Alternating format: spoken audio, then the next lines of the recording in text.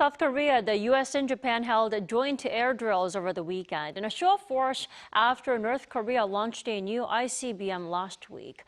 Now, can the drill send an ultimate warning to the regime? Let's turn to Dr. Bong Youngshik this morning. Welcome. My pleasure. So Sunday's combined drill involved at least one B-1B bomber. The question is, how threatening is this drill to North Korea actually?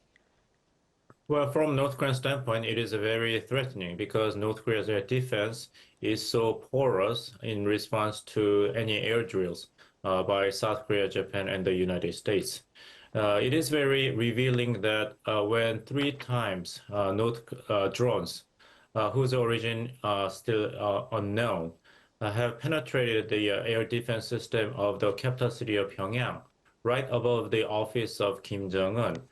North Korean air defense system did not detect them. Then imagine that if the B-1B bomber or other strategic bombers or jet fighters would penetrate into the air defense system of North Korea. So this drill that mobilized not only B-1B strategic bomber that can reach in 2 hours from Guam to any part of Korean Peninsula, alongside with the South Korea's F-15K and FK-16 fighters, U.S. Air Force F-16s and Japan's F-2 jets. North Koreans have many reasons to be really concerned about. Oh, Dr. Bong, we also have to talk about North Korea's Foreign Minister Choe's visit to Russia. Now, the top diplomats of North Korea and Russia claim to have, elevated their relations with the new treaty that comes with a provision committing to mutual military aid in the event of an attack on either side. Now, would you say this is their way of justifying the North's, troop deployment to Russia?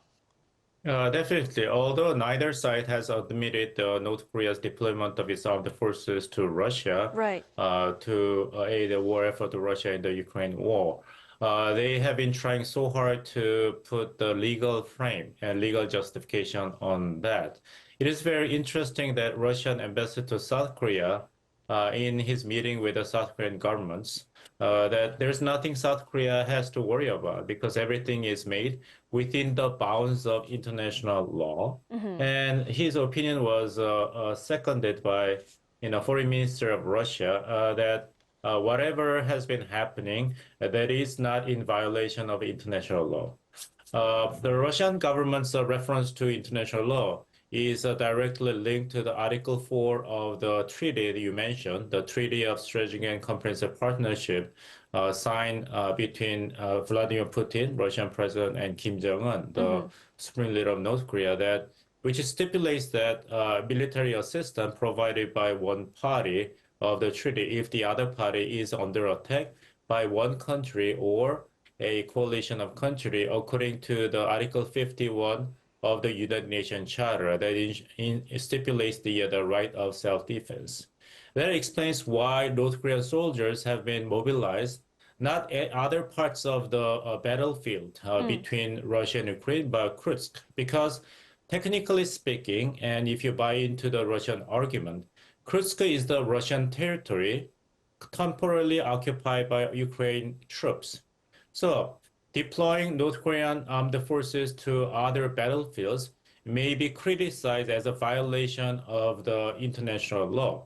But since that part of the battlefield is a Russian territory, Russia and North Korea can justify their military cooperation in the name of mobilization and activation of Article 4, because technically speaking, Russia is under attack. Well, so what you're saying is that North Korea's deployment to Kursk region was a strategically planned, idea. Now, like you mentioned, there was no official mention of the troop deployment to Russia. The question is, will the two sides remain silent as they are on the matter, do you think? Or will they ever, recognize or realize the deployment publicly?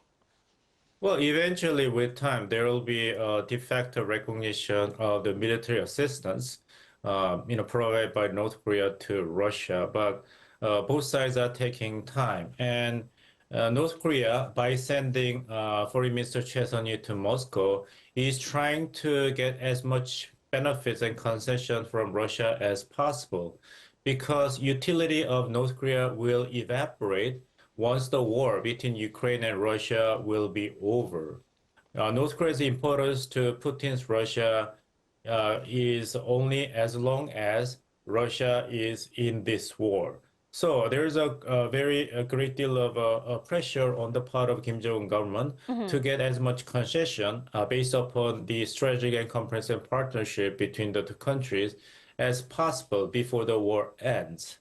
And both sides are eagerly looking at the outcome of the presidential election in the United States, because after the election is over and the new leadership of the United States will be determined for the next 4 years, there's a high possibility that Ukraine and Russia will be under mounting pressure to agree upon ceasefire. That is why Russia is so desperate to invite North Korean armed forces so that it would occupy as much territory as possible before ceasefire agreement will be under negotiated.